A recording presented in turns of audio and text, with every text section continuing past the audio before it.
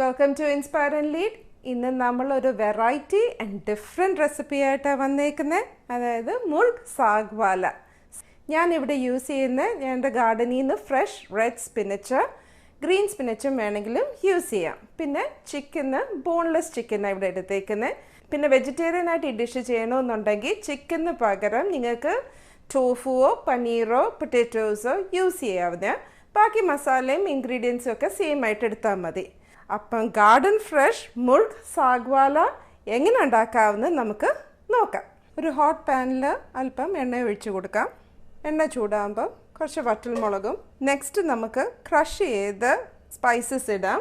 അതായത് മേസ്, ജാതിപത്രി, ഏലക്ക, ബ്ലാക്ക് പെപ്പറും കുറച്ച് ക്യൂമിൻ, ജീരകവും കൊണ്ട് ഇട്ട് ഞാൻ ഒന്ന് ചതച്ചെടുത്തിട്ടുണ്ട്.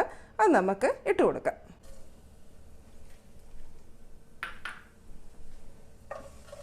ഒരു 1 to 2 സെക്കൻഡ്സ് ആ റോ സ്മെല്ല് മാറാനായിട്ട് നമുക്ക് വെയിറ്റ് ചെയ്യാം.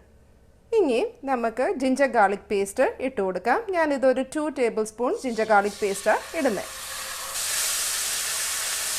ഇഞ്ചി വെളുത്തുള്ളി ഒന്ന് മൂത്ത് വരുമ്പോഴത്തേക്ക് നമുക്ക് ഇവിടെ 2 വലിയ സവാള, 2 ബിഗ് റെഡ് ഓണിയൻസും കുറച്ച് പച്ചമുളകും കൂടെ ഇട്ട് കൊടുക്കാം.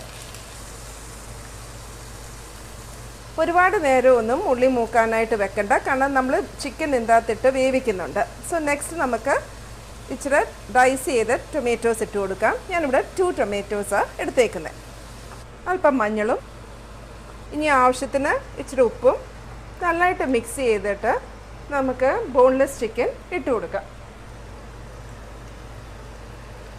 ഒന്നും കൂടെ ഇതെല്ലാം മിക്സ് ചെയ്ത് ഒന്ന് കുക്ക് ചെയ്യാനായിട്ട് അടച്ചു വയ്ക്കാം.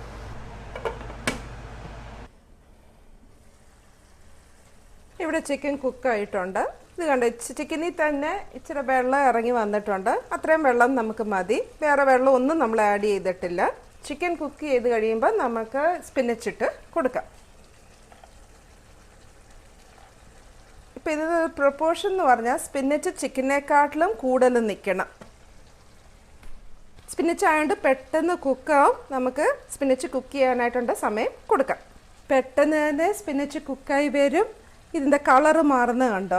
നമ്മൾ റെഡ് സ്പിനച്ച് ഇട്ടുകൊണ്ട് ഈ ചിക്കൻ്റെ കളറ് മാറി ആ റെഡ്നെസ് ഈ ചിക്കനിലെ ഗ്രേവിക്കകത്ത് വരുന്നത് കണ്ടോ?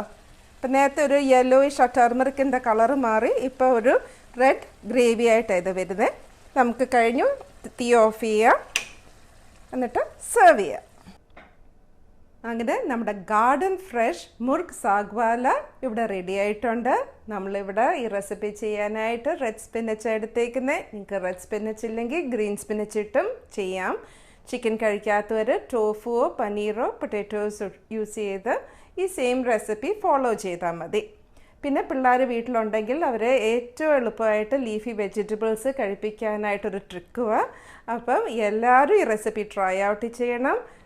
ഇഷ്ടപ്പെട്ടെങ്കിൽ ലൈക്കും കമൻസും പറയണം. പിന്നെ ഷെയർ ചെയ്യാനും മറക്കല്ലേ കേട്ടോ. അടുത്ത ആഴ്ച വേറൊരു വീഡിയോ ആയിട്ട് വരുന്നവരെ, this is Preetha from inspire and lead. Take care.